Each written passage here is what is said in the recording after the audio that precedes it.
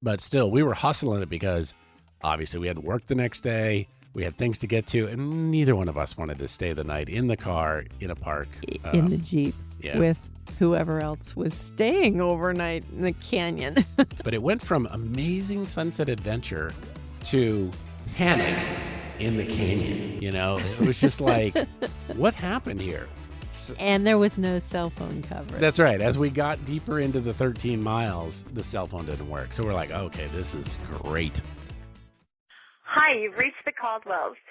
Please leave a message and we will get back with you just as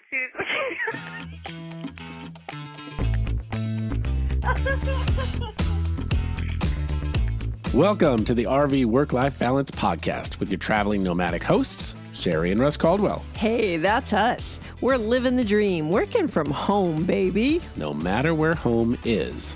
And you can too. All right. Welcome back to the podcast. Cheers. Cheers. This will be fun. It's great to get a chance to do this again. So tell me, what is today's podcast about? Where are we today?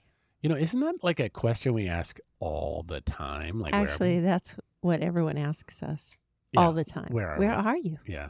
And sometimes we like wake up and I remember having to constantly open the blinds and go, oh yeah, that's where we are. Because you lose track in our RV. Like you close the blinds and you can't remember where you are. Yeah. Close it all up tight and you could be anywhere until you open the blinds. Yeah. When you're moving every week or two, we don't like to move too much, but we do move every week or two typically.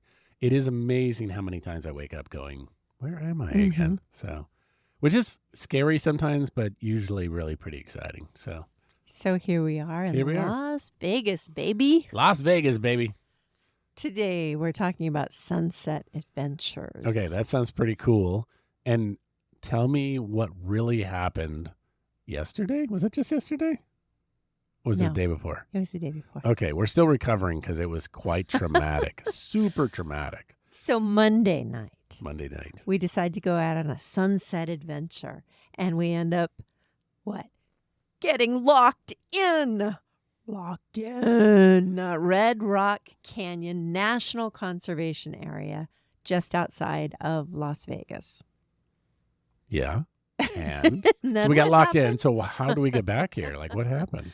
Oh, my God. So we decided to go out on this adventure. It's part of a Gypsy Guide tour. Well, Love it's now Gypsy called Guide. GuideAlong. GuideAlong tour. Specifically the Grand Canyon West Rim, Hoover Dam, and Red Rock Canyon. And the tour takes you down the Las Vegas Strip, all over the area here, talking about all kinds of interesting destinations and history and geology, and just a really fun drive. So we set out after work on Monday to go see the Red Rock Canyon, which is just down the road from where we're staying. If you haven't heard it before, we love Gypsy Guide, now called GuideAlong. Check the description for the links kind of thing. These are fantastic guided tours through some of the most amazing places. Mostly they start out as national parks, but they've expanded. And the Gypsy Guide himself is hilarious. And so whenever there's a chance to do that, we always take them. And when we rolled into Vegas, Sherry said, there's a Gypsy Guide here. Yeah. So we did this. So that's how we went on this adventure. It was like an after work, hey, let's go do this. It's Gypsy Guide. What could go wrong? It was close, and we didn't really know what to expect. That's right. So we set out and went through the canyons. And it's so interesting because we went out Big Diamond, maybe? Blue Diamond? Blue Diamond. Yep. Okay. So we set out, and there's a lot of strip malls. There's a lot of neighborhoods, housing developments. And then all of a sudden you come out into the desert, and it's really desolate, quite desolate. And there's just scrub brush. What's the hilarious signs we kept driving by? Oh, burros. That's right. Wild burros. And I spent all my time looking for wild donkeys and burros there. Yeah. We didn't see any. They were every mile, a warning. Watch out, wild burros. I'm like, oh my goodness, I want to meet a burro. And don't feed the wild burros or the wild horses. Yeah, they made it sound like they were everywhere. I didn't see a single one. No. But it was absolutely gorgeous. It was a beautiful drive. And then we started to get into the mountains, just right there in the middle of it. It was amazing.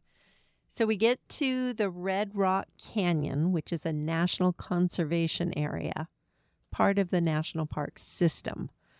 And we turned in, and Gypsy Guide was telling us where to go. GuideAlong was telling us where to go.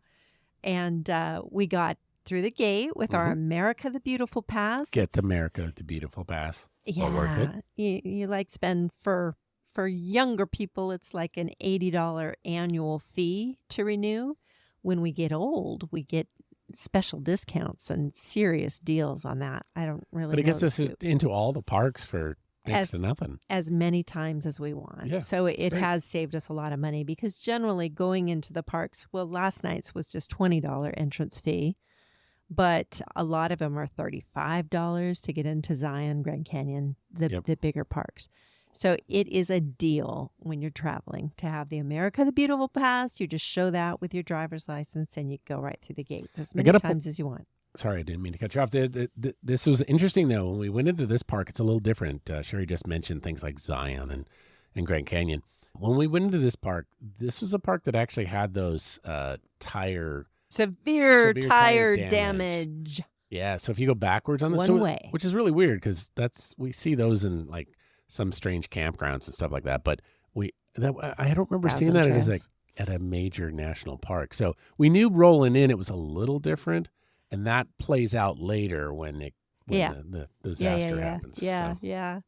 So basically, the Red Rock Canyon National Conservation Area, just outside of Las Vegas, Nevada, it is a 13-mile scenic loop, one way, through this incredible canyon with the mountains right up along the side of the road. And there's all these little stop-off points where GuideAlong is suggesting, hey, you should stop here and look for this adventure, this trail. And he always gives great information about the different hikes along the way and things to see and good stops and stops. You don't really need to stop here. Yeah. The cool thing about GuideAlong, which I still prefer Gypsy Guide. I know, me too. So I'm going to refer to it as Gypsy Guide, but GuideAlong is the app. But the cool thing is it uses the direction you're going and your location to actually tell you the story. So if you go down one road on one direction, you'll hear a set of stories that if you go the other direction, you hear a different set of stories. And what's great is occasionally he'll say, oh, you should pull in here. And if you do go in there, he'll say things like, great job, or good choice. Yeah. So it's really funny. And like Sherry was saying, he will point out things that are not really pointed out typically on the map you get when you go in the gates. No, So he'll say, skip this one, but go to the next one, and here's why. So all the secrets. It's great. And he talks about everything. Yeah. Geography, science, history, gossip, ghost stories. It's like he's sitting in the back seat, like tapping you on the shoulder. Hey, turn here. This is going to be great. And then when you do, he's like, good job. So you feel good about yourself. A lot of fun. So, yeah, it was amazing and beautiful. Just breathtaking. These red rocks, which are actually, I guess, big piles of rock rusting in the desert. Yeah. Sandstone. And we listened to all the geology. Yeah. And we'll try to link in some of the pictures into the description as well. It is beautiful. It is beautiful. And there's different portions as you go on this 13-mile trek, and you can get out. And in fact, many of the stops, there's hiking. And so we would see people hiking out there. Mm-hmm. Now, that night, we were just doing a quick sunset adventure. So we took lots of pictures. We loved listening to Gypsy Guide or Ride-Along, or is that what it's called? Ride-Along? GuideAlong. GuideAlong, sorry. The name changes throws me off a little bit. Yeah. But so we weren't really hiking too far, although we did do a couple of treks. We did. There was a short, and he always tells you whether it's short or long, and if you should take water and sunscreen and be very careful out there, he says. But we did park and went on the short trail to see the pictographs and the petroglyphs. You have to explain that now. And animal roasting pits out in the desert. These are, sacred grounds. There have been Native Americans up in these hills and places, mountains, for thousands of years. So in some of the national parks, national monuments, there's actually remnants of the Native American culture. Right. And so in Red Rock Canyon, there's an area where they have pictographs, which are actually paintings on the rock. Somebody puts their hand into a paint-like substance and then slaps it on the rock kind of thing, right? And thousands of years later, there's still these hand imprints that you can see on the rock. That's right. And so that was cool. Although they had very tiny hands. Yeah. They did. That was cool. And also in that area where they have those pictographs off the side of the trail, they have these roasting pits that the Native Americans had built for different ceremonies or events or times when they came out for ceremonies in the desert. Big barbecue for all their friends. Yeah. That's what I think. And you could see it. Yeah. With how they pile up the rocks into an open pit, and then they line the open pit with flat rocks and stones. And I guess they roasted boar and stuff like that up in there. Yum. At the Native American parties. Yeah. And then just a little bit further along the way on the other side of the road was the petroglyphs. So you skipped over the most important part. Oh, I'm sorry. No.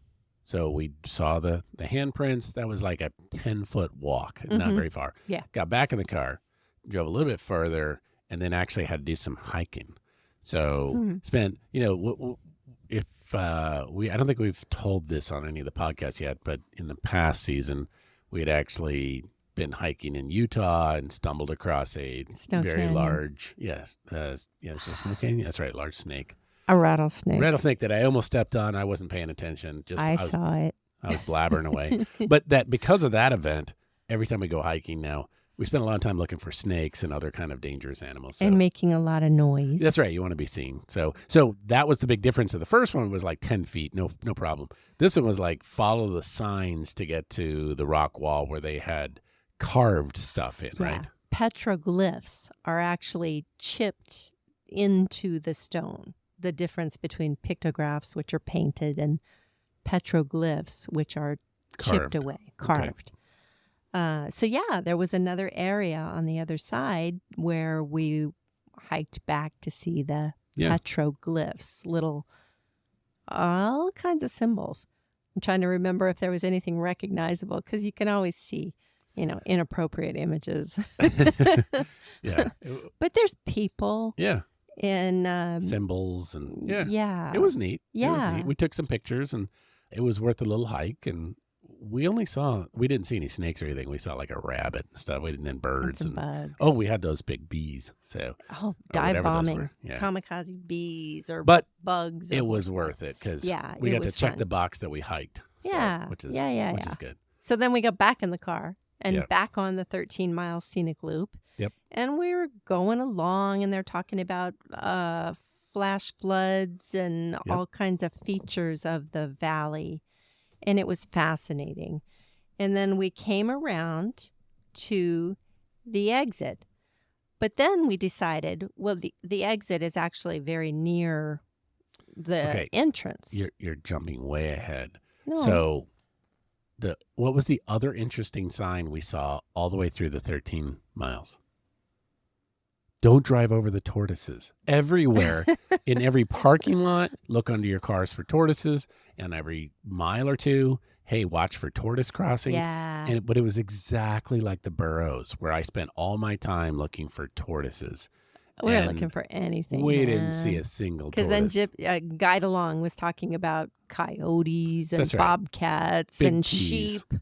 That's right. Oh, that's right. There was a sign for bighorn sheep. So we're looking for all these animals, but we didn't see any. Which is weird, because one of the things we like about Sunset Adventures is there's a couple of magical things about it. One, it's after work, and when you go to major parks, usually that's when everybody's leaving. They've been there early all day, and so people are streaming out. It's the best time to go is at the end of the day. The second big thing is that the lighting is fantastic. So when you're taking pictures, it's amazing. Some of our best stuff is because we went at sunset. And the third best reason is because it's a magic time when animals come out to feed and stuff. So, when you're driving on the freeway, it's bad because that's when the deer come out and they want to jump in front of your car. But when you're at a national park, it's a time when you see all these animals coming out and eating. So I thought our odds were really high to see these magic burros and, of course, the tortoise. And we didn't see either one of those. No. So that 13 miles, we did these 2 little stops. We got to see these pictographs and petroglyphs, and we didn't see any of these animals. We saw a bird, we saw a rabbit, blah, blah, blah, but nothing really cool, I thought. So we did wander. There was like 1 or 2 more stops where we were high up at one point. We got to take shots with Vegas in the background. Yeah. That was neat. And what was also cool, there was very few people in the parking lots because of that. Yeah. So we rolled in, and there was nobody there. But yeah, then we wandered through the rest of the 13 miles. And so I'll hand it back to you because it all comes back around. Okay. So we got to the exit, and it's like a serious exit. Okay, you're going now. There's, the spikes where severe tire damage. Do not back up. Don't go the wrong way. So we went out. They also have those huge metal plates. Oh, that's right. So the animals can't cross over. That's right. Cow catchers or whatever they are. So we went out and we turned left. We were actually going to go back into Las Vegas to Fremont Street. Mm-hmm. But before we did that, we were talking about the desert tortoises, and we knew at the visitor center, which closes at 4:30 p.m., they have a desert tortoise refuge. So they also have bathrooms. So I had to go to the bathroom. So we ended up going back inside the park and going to the visitor center. And this was about 7:30. 7:30. But when we pulled up to show our card again to the guy, we said, oh, we just want to go to the visitor center. He said, oh, by the way, it's closed. And we're like, oh, we know. We just want to go over there and take a look. And he was like, okay. And he let us go.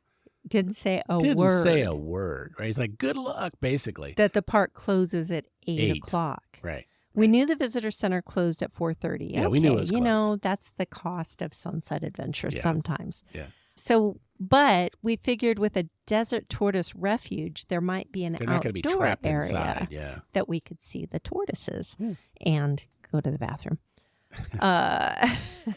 So we drove. It was just a short mile. It was a short little distance away from the front gate. Yeah.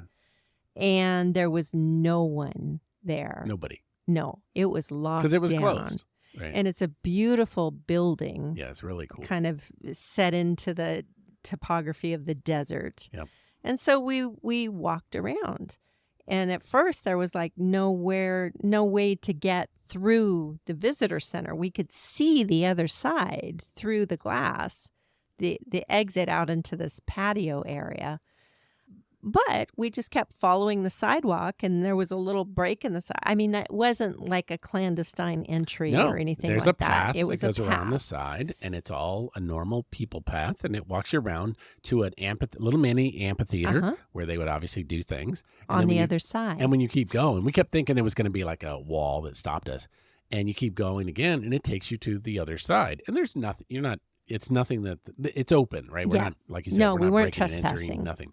So we go over there, and there's these really cool exhibits for kids to play on stuff. There's the parents. Just in the outside it's area. Really cool.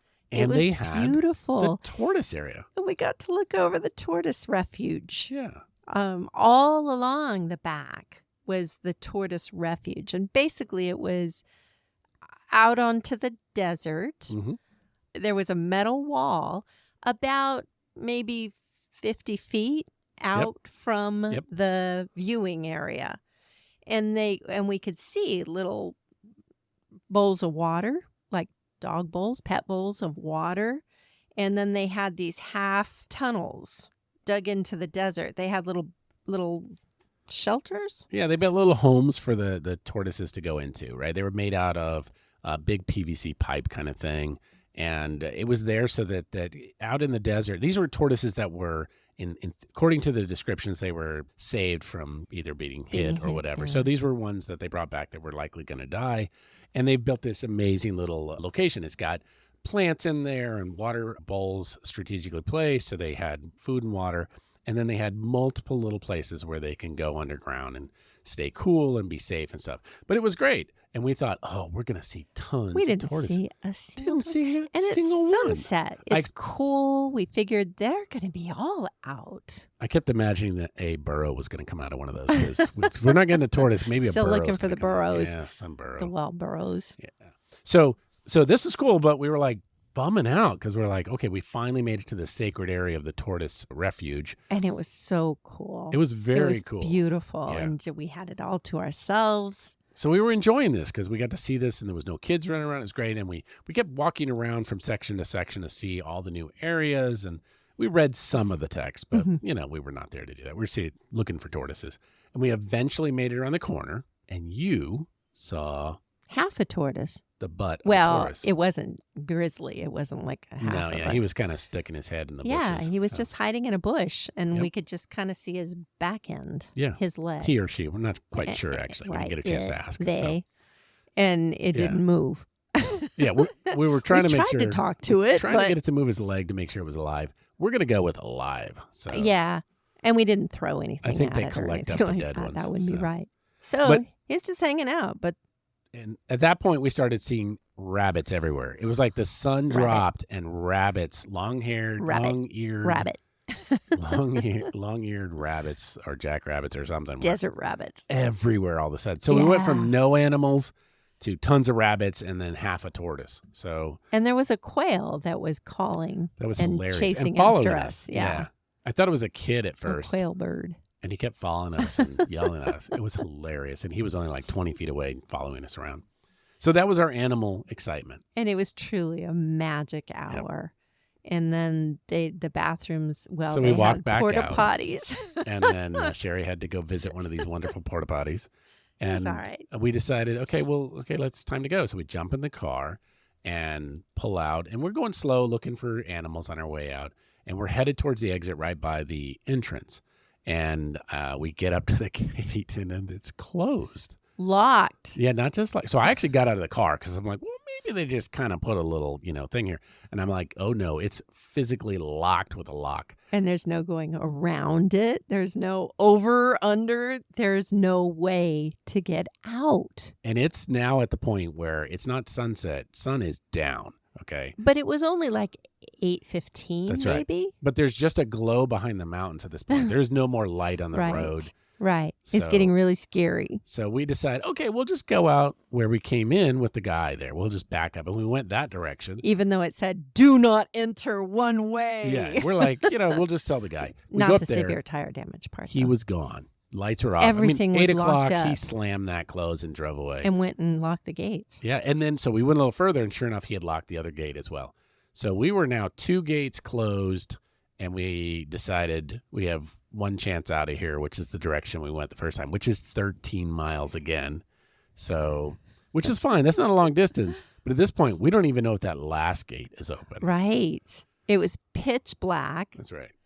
And we went back to that first exit gate, and there was a sign that had like, oh, if you're interested in camping or whatnot, call right. recreation.gov, and it had a 1-800 number. So we're calling the 1-800 number. I'm like, should I call 911 and tell them that we're locked in Red Canyon Park? So at this point, like, hey, we're going to move this along, but we're going to tell you the story that at this point, Sherry's dialing for safety reasons.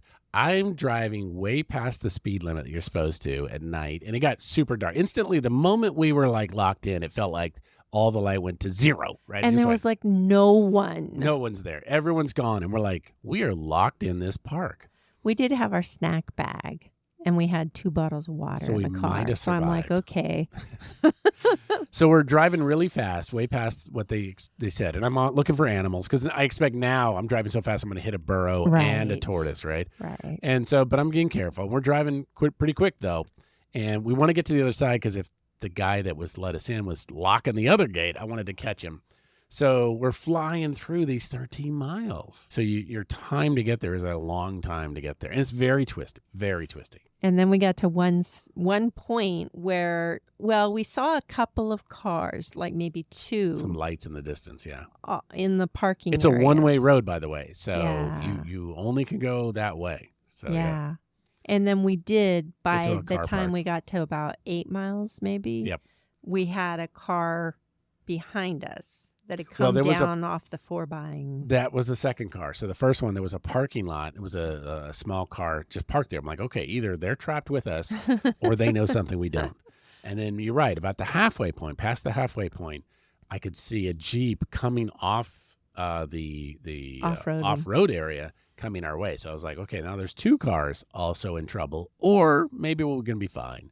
And then we came around behind a car Yep. that was going toward the exit, but he was following the speed limit. So we were like going 25 miles an hour. And Are we we saw- going to survive this adventure? Right. We also saw a van where the back was open, like they obviously were doing something as well. So, Yeah. so we started to calm down a little bit, but still we were hustling it because obviously we had work the next day. We had things to get to, and neither one of us wanted to stay the night in the car in a park. In the Jeep yeah. with whoever else was staying overnight in the canyon. So the point of this whole episode was, Sunset Adventures, but it went from amazing sunset adventure to panic in the canyon. It was just like, what happened here? So, And there was no cell phone coverage. that's right. As we got deeper into the 13 miles, the cell phone didn't work. So we're like, okay, this is great. But we followed that 25-mile-an-hour person Yeah. slowly to the Had gate, our little caravan headed toward the gate. and it was open. Thank goodness. Thank God. So we the rest of the story was we ended up going back through Vegas, back to the house, back to the rig, and that was all good. They don't normally go like that, luckily. Most of our sunset adventures, they go like the beginning of that adventure. We had never been Right. locked in somewhere, so. And the beauty of sunset adventures, it's kind of like our whole work-life balance where we both work Mhm. all day. Russ is on Zoom and Mhm. conference calls with his team and clients all over the world. So he's in the rig sitting at the Zoom all day. And I always worry. It's like, are you having fun? And what do you say to me? Yeah, because every time I have a break during the day, like for lunch or at the end of the day, I shut everything down and we're here. And wherever here is, it's generally amazing. It's someplace we've never been before. This week it's Las Vegas. Before it's been Zion National Park or the Grand Canyon, all these amazing places. Right. So that's a big factor of why sunset adventures are so important to us, because that's the time that we have to explore and adventure.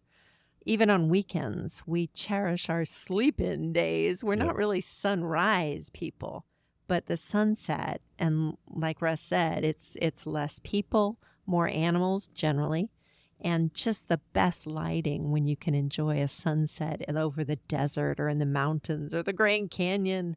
We could all do of it these amazing places. almost every day if we wanted to, but that gets Mhm. exhausting too. And so we get to pick the days that are good. So if it's raining out, we're like, oh, we'll just stay home and we'll work around the rig.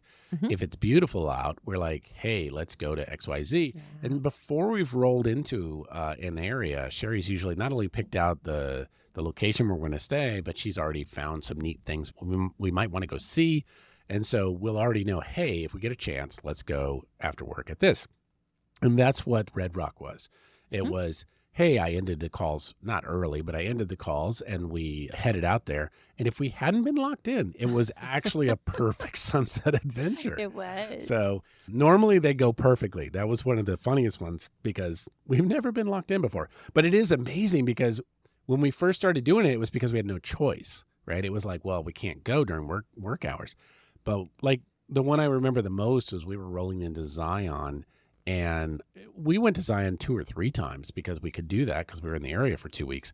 But when we were rolling in, there was just so many cars streaming out, so many minivans and just families rolling out as we were driving in. We had no line. Like if you read the little intro, hey, make sure you get in this line and come at this time at this Yeah. to You beat the don't crowd. You don't have to have an access pass. That's right. Sometimes at the bigger national parks, you have to reserve an entry time, and you go online, and it's like $2 to reserve your entry time. We did do that at Rocky Mountain National Park. Yep. But generally, that's only until maybe 3 o'clock in the afternoon or 5 o'clock in the afternoon. And then you don't have to have a reservation to enter the national park. Yeah. And that's when people are leaving. And that is the best time to go. It is. And in Zion, we were listening to Gypsy Guide again, because, GuideAlong. And, he's saying, at certain times of the day, you're going to need to park early and catch the bus and all this kind of. Yeah. We drove all the way in without a line. We parked at the best spot. When we got on the bus, there's a part where you have to ride the bus. Mm-hmm. There was like 3 people on the bus with us. Nobody else. We had the place to ourselves. Yeah. We went back to ride the shuttle, the tram, on a weekend. Yeah. But the Sunset Adventure, there's a different part of Zion National Park called Kolob Canyons. Oh, yeah. Which is actually outside, quite a few miles outside of Zion. So our first night when we got to town, it was very late in the afternoon. So we got to the campground, we got set up, and then we went driving out to see what we could see. But it was really too late to even try to go out to Zion. Yeah. But this Kolob Canyons is a part of Zion. It was amazing. Yeah. I mean, it was closed. It was after 5 or 6 o'clock at night, and it was closed. But that's fine. You still can drive on through. Yeah. So it was another scenic canyon loop drive, and it was incredible. Amazing. Yeah. That was our first. You're right. I forgot. That was our first experience. We hadn't even gone into Zion, and we went there. And I was like, even if this was Zion, that was enough for me. It was so incredible. Kolob was, and we went all the way to the top, took pictures the whole way. And I look at those pictures now, and it's incredible. And then we did Zion. You're right. I forgot that was over the weekend and several times. Zion, and that was Bryce Canyon. That was that sunset thing. We just jumped on in the car and went out right after work. See what we could see. That's right. But the Sunset Adventures are not always at national parks. And there's been so many amazing experiences, but there's a couple that really stand out. So what are some of those? Well, I think one of the first ones when we first started full timing, and this was I was still stressing out about, are we going to be able to find places to stay and where to go? And we had wanted to go back out through South Dakota. But at that time, it was so busy and so crowded, the parks and the campgrounds and everything. So this guy we met at the Thousand Trails in Washington State before we headed out said, hey, go up to North Dakota and go across and this and that. Anyway, our first sunset adventure was actually in Medora, North Dakota. Yep. Which was such a surprise. And we went into the little town. There's also a national park up there, Theodore Roosevelt National Park, which is amazing because, you see bison in Yellowstone and going around the road, and it's a big crowd and traffic situation and all that. Well, Theodore Roosevelt National Park has huge herds of bison as well. And it's just so natural. And you're driving up the road at that magic hour, and all the bison are out crossing the road, right next to the road, hanging out, doing their thing, and you're part of it. But there was no one else around. No. And it was just so cool. But then the big thing about Medora. Well, before you even leave Theodore National Park, though. So the other part there's 2 big things I remember. One was the bison, which is amazing. Then there's a whole other section with the prairie dogs. Oh, yeah. And the barking prairie dogs there are hilarious. They have whole sections, whole parking lots that it says pull off here, and you get out of your car and you just see them everywhere, and they're making their sounds and stuff. And so, there's sections where it's all about the bison, and some it's about the prairie dogs. There's wild horses there. It is beautiful. And you're right. This was after hours for us, after work hours. And there was nobody there. Nobody there. So cannot recommend that park enough. It's in the southwest corner of North Dakota. So you just get into the bottom corner of North Dakota is Medora, and this national park is there. And then what else is there? The big draw is the Medora musical, which, how do we even, it's this tiny town, Medora, North Dakota, and it's all touristied up to be this Old West town with the wooden boardwalks and the old country themed stores and Western wear and the fudge shop, of course, and the ice cream shop and handicraft places. It's really cute. And I guess normally it has less than 1,000 people population. Yeah, it was Maybe, 900 or something. They said it was ridiculously small. Yep. Yeah. But during the summer months, they have the Medora musical, which out in the desert on the opposite side of the highway from Theodore Roosevelt and the Medora campground is this incredible amphitheater that they've built in 1,000 seats or more. Yep. Sloped down in an amphitheater, all facing this stage where they've built this set that moves and opens, and it's a set of the town. It's broken into two pieces, and it can be separated in half. It's on train rails, so they can slide the town in half. And then from the backside, they'll have the band be pushed out. So occasionally when they'll be playing the band and stuff like that. But they'll have horses and carriages come on stage. Production. It is humongous. Just out in the middle of the canyon. Yeah, they carved it into the canyon, and it is a fantastic show. Fantastic show. Can't say it enough. We talk about Medora Musical more than almost both places and it's not because the show is amazing. It is. Yeah. It's how unusual that it's in this location, right? It's not a New York musical or anything, but it's like in this town of 900 people. And why it's so unusual? So many of the castmates actually work in those shops down at the bottom of the hill. Yep. So it's the people that work the town. Also, many of them come up and work in the show. Now, all the main singers and dancers, I think, are all pros. They come in from But a whole bunch of the places. backstage people are also the people that work in town. Yeah. And that has been going on for a long time, a very long. That show's been ongoing for a long time. And before the Medora musical, just before the performance, we went over for the Pitchfork steak fondue. Yeah, and it's a huge meal, and they're cooking hundreds of New York strip steaks on the tines of pitchforks. 3-tine pitchforks that are in these huge vats. They put 3 big vats of oil, and they're dunking these in with all these steaks so they can cook for all these people. And when we first heard about it, it was like, it didn't sound great. That's not how we cook steak. Fondue, baby. Fondue steak. But they cook these full-size steaks.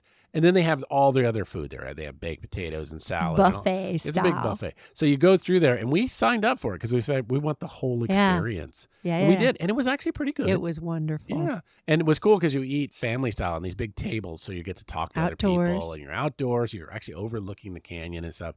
It was really fun. So if you ever get to go to Medora, do the steak fondue. Pitchfork steak fondue. It's crazy fun. Before the Medora musical. You eat, and then you walk over and watch the show. It's awesome.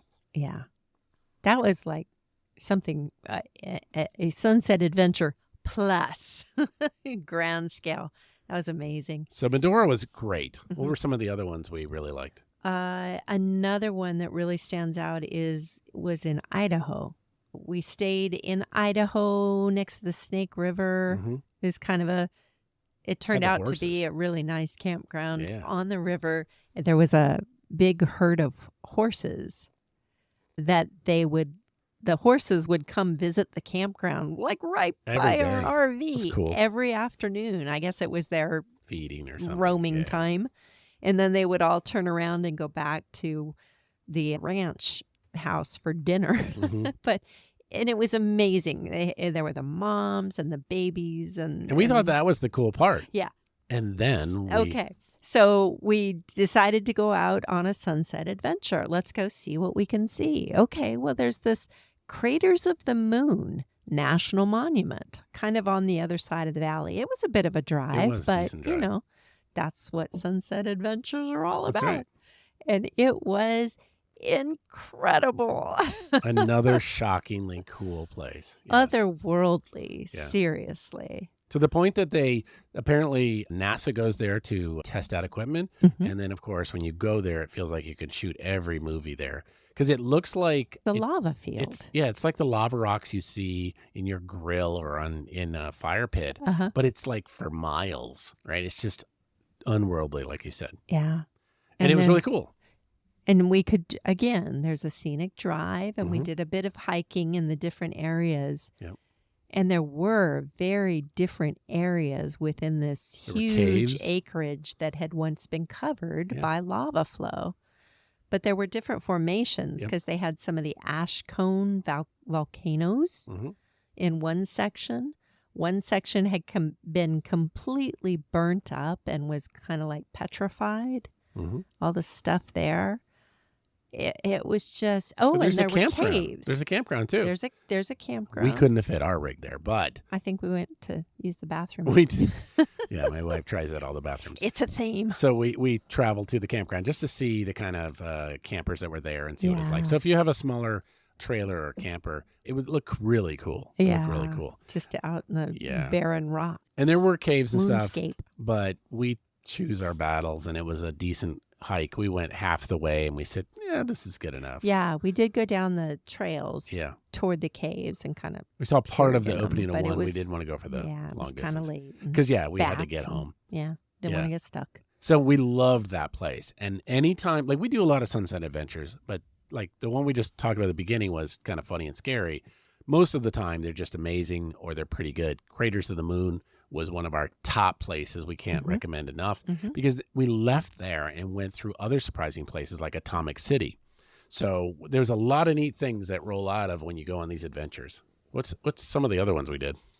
They've all been really different. I mean, we love the national parks and the national conservation areas and all of that. But then we did the ghost towns and graveyards in Those are good. Southwest Utah. Mm-hmm. That was great. And that hike where we encountered the rattlesnake. That's right. In Amarillo, Texas. Again, that was a completely different adventure to the Cadillac Ranch. And we're like, what's the Cadillac Ranch? Because you can see it off in the distance of a field from the interstate. But, okay, we read up a little bit on it. We're like, okay, it's these Cadillacs that have been planted in the desert. Right. All right. Which we knew about from a while ago, but Yeah. yeah, we're I like, mean, what's the big deal? they're iconic, but Yeah. we didn't know what to expect really. And then it's like, okay, you should go get some spray paint. Yeah. And Tag 'em. for some reason, buying spray paint at the Walmart in Amarillo, Texas is a whole process because their spray paint is all locked up. Yeah.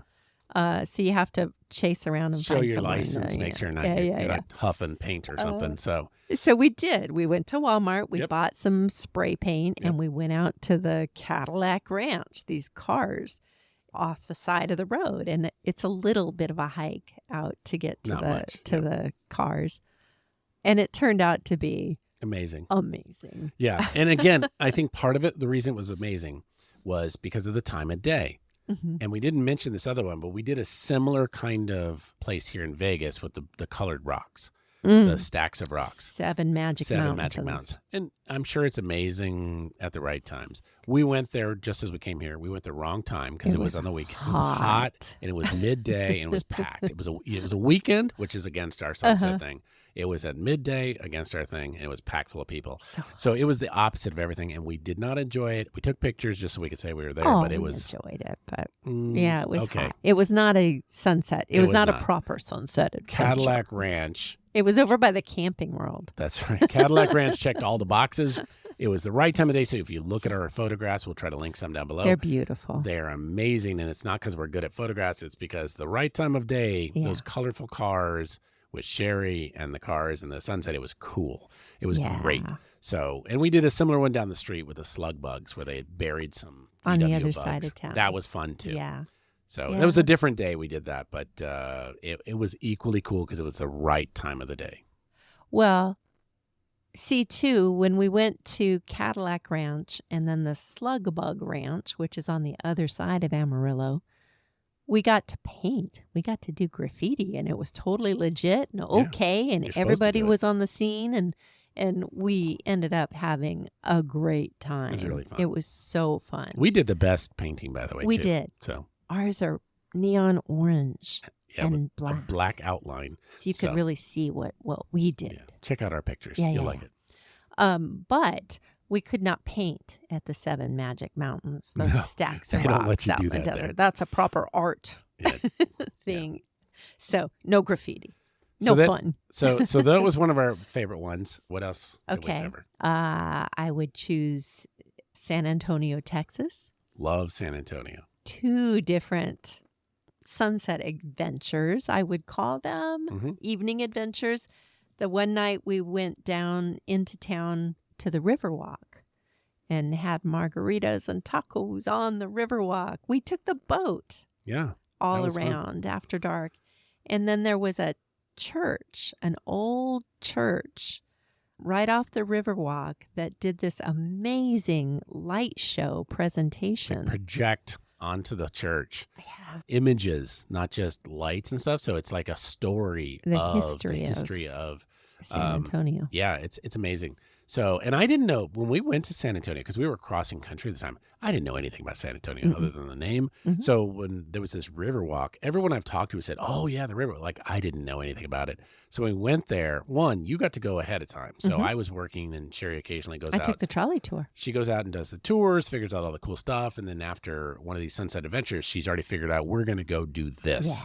And so we got to see the best stuff. We had a great dinner and drinks along the water, and we got to go see this show in the church. And that was because she kind of figured it all out, which is really cool. Yeah. Anywhere you go, you want to type in on Google, visit sanantonio.com. And those are the tourism offices. And they have a lot of great information. There's a lot of great sources of quirky places to go and things to see. And then I always like to visit the visitor center when I can find it in a new place just to kind of get the scoop. Research. What's the other thing we did? Oh, in San Antonio then, there's a rodeo. It happened to be in town. It was like the National Rodeo was in town, and it was at the big dome they had there. So it was an Yeah. indoor rodeo, which is good because it was So super cool. windy that day. Yeah. And when we went inside, it was amazing. So we love rodeos, first off, and they do the barrel racing, and they do bull riding, and the kids catching calves and riding sheep and stuff like that. They did everything you can imagine at the rodeo. They did it there. And it was professional. Oh, yeah. And we'd been watching Yellowstone.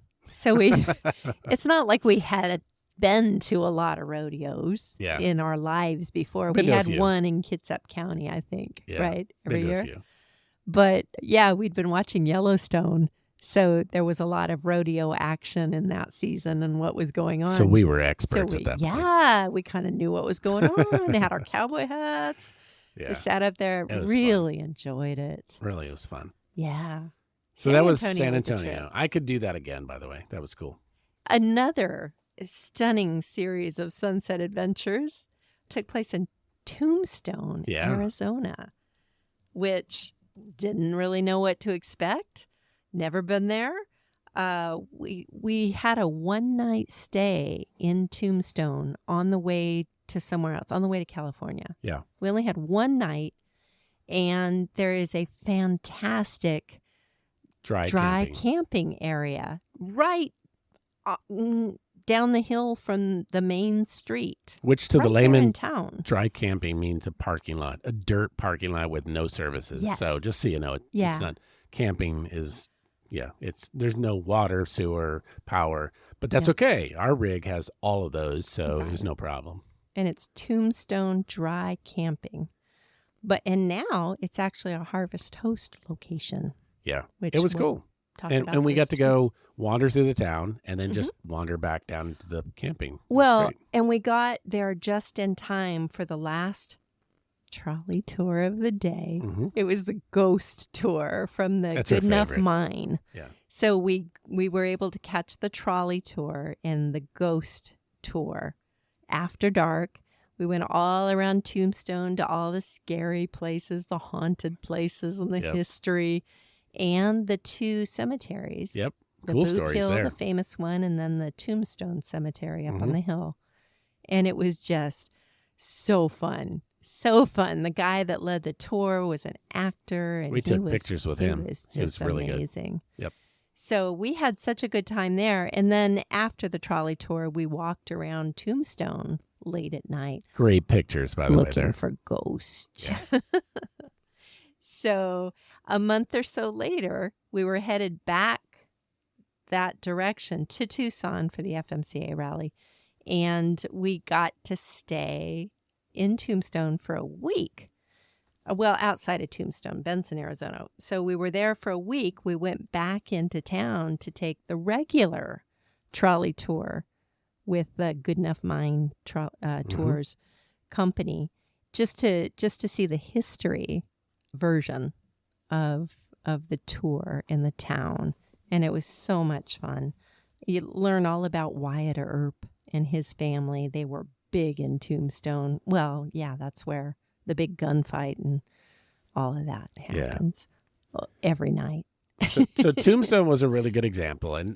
But all of these stories all come from the fact that it's about this work-life balance, and being able to do the Sunset Adventure means no matter where we are, there's an opportunity for us to do something we would normally never get to do. Yeah. And when we lived in what they call the sticks and bricks, when you live in your house or your apartment, your condo, and you're going to work, the opportunities to go see something new is limited. You're usually limited to your vacation, right? And so for us, we don't think we're on vacation at all. We're working as much or more, it seems like sometimes. Gotta do the job. Gotta get paid, gotta do the work and do a good job. But at the end of the day, we step outside the rig, and wherever we are, we're like, let's go learn something new. Let's go see something new. Let's go get locked into a park. So yeah, that's what we had 2 bottles of water. So we would have made it. We would have made it. Yeah, those porta potties. So Sunset Adventures, that was this podcast. And hopefully it was as interesting to you listening as it was to us to talk about, because we could talk about this for hours. So it was fun. But I mean, there's always an opportunity for an adventure. You just got to look around, do a little research wherever you are. Yeah. And if you have the chance, get out there. Yeah. See the world. Oh, it's fun. All right. Well, thanks, everyone. If you haven't subscribed, go ahead and subscribe. Check the description for the links of the information, some of the stuff we've shared here. And hopefully we'll see you on the next podcast. Let's go. Let's go.